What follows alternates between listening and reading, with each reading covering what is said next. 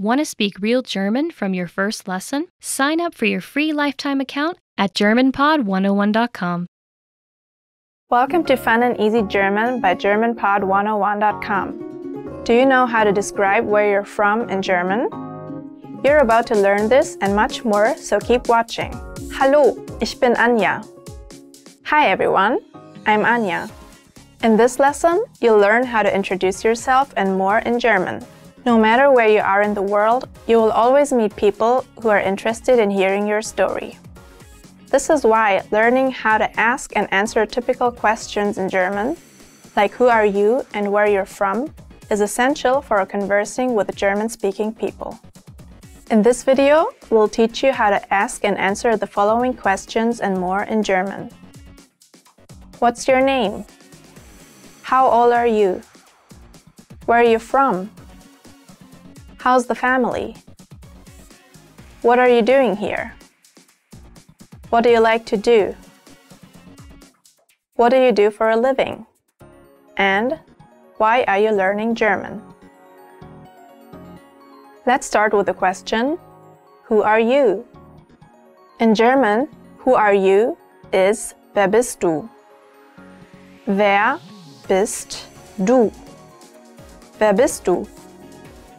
It's not a very common question, so you probably won't have to use it that much. Instead, you'll likely ask, wie heißt du? What's your name? Wie heißt du? Wie heißt du? To answer this question or to introduce yourself, you can say, for example, ich heiße Anja. My name is Anja. Ich heiße Anja. Ich heiße Anja. And of course, you'll need to replace Anja with your own name. Similarly, you can also just say, ich bin Anja. I'm Anja. Ich bin Anja. Ich bin Anja. And again, replace my name with your own.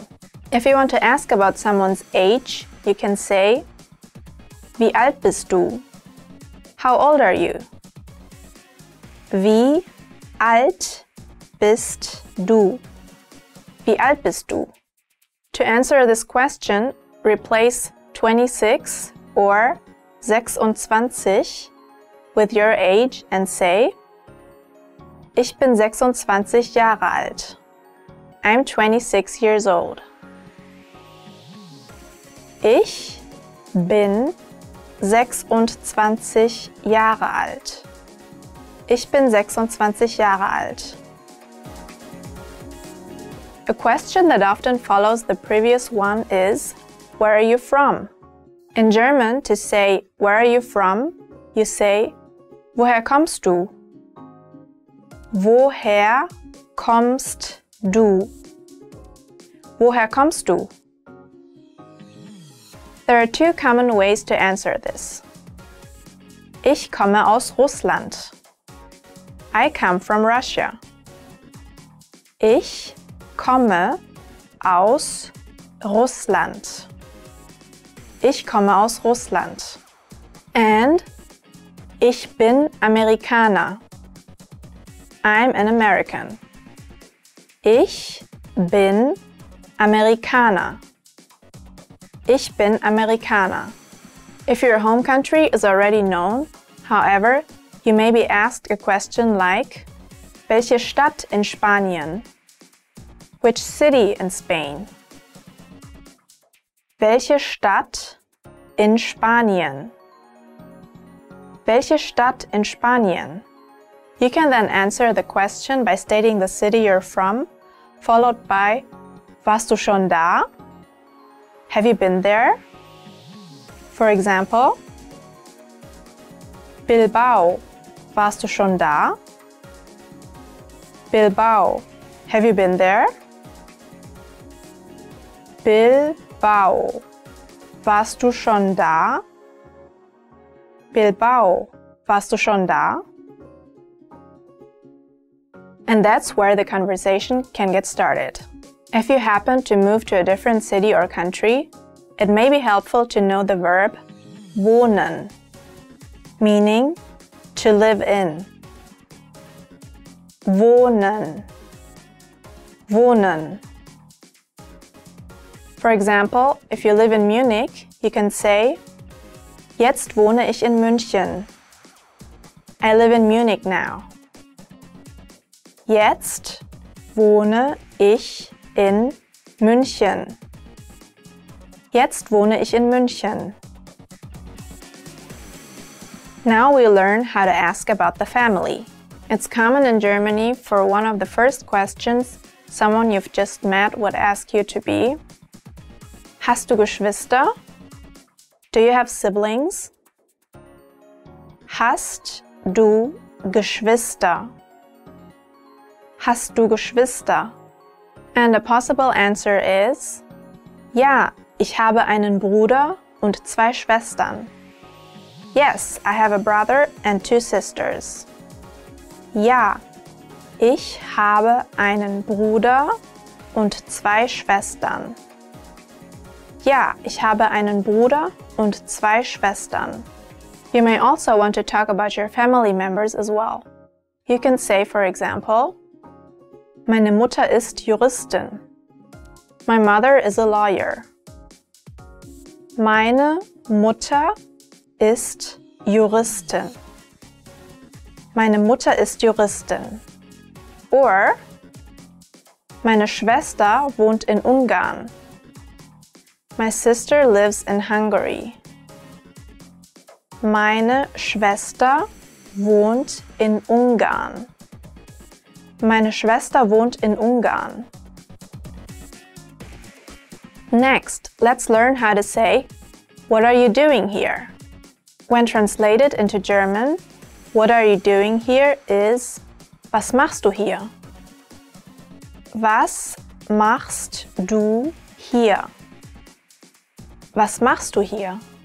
If you're a traveler, a good idea is to share the length of your stay in that city and ask for some recommendations. You can say, Ich bin hier im Urlaub, which means, I'm here on vacation. Ich bin hier im Urlaub. Ich bin hier im Urlaub. And then say something like, Ich bin nur für ein paar Tage hier. I'm just here for a couple of days. Ich bin nur für ein paar Tage hier. Ich bin nur für ein paar Tage hier. And remember, as you're being asked different things, you can always kindly return the question by saying, Und du? And you? Und du? Und du? To then ask for recommendations, you can say, Was soll ich hier sehen? What should I see here? Was soll ich hier sehen? Was soll ich hier sehen? As an alternative, you could mention the name of the city by asking something like, Was soll ich in Hamburg sehen? What should I see in Hamburg? Was soll ich in Hamburg sehen? Was soll ich in Hamburg sehen?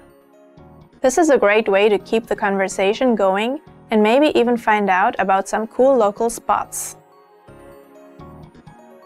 If you feel like sharing your profession in German, the following question will surely come in handy. Firstly, to ask if someone's a student, you can say, Bist du ein Student? Are you a student? Bist du ein Student? Bist du ein Student? Actually, if you look very young, Germans might ask you this as well. An important point to note, however, is that Student for men or Studentin for women in German is used exclusively for university students. Younger students are instead referred to as Schüler for boys and Schülerin for girls. But there are two more ways of asking if someone's a student. You could also say, Studierst du? Do you study? Studierst du? Studierst du? Or if the person seems to be younger, gehst du noch zur Schule? Are you still attending school? Gehst du noch zur Schule? Gehst du noch zur Schule? To say, what do you do for a living in German, you say, was machst du beruflich? What do you do for a living?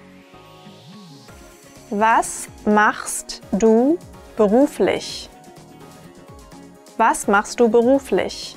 The answer to this question is simple, but there is something you need to be careful about. Normally, the sentence structure of German is the same as that of English. In particular, you're able to translate word for word. For example, ich bin ein Mann. I am a man. Ich bin ein Mann. Ich bin ein Mann. But when it comes to occupations, the article ein, eine is dropped entirely. You would therefore say, for example, ich bin Schriftsteller. I am a writer. Ich bin Schriftsteller. Ich bin Schriftsteller.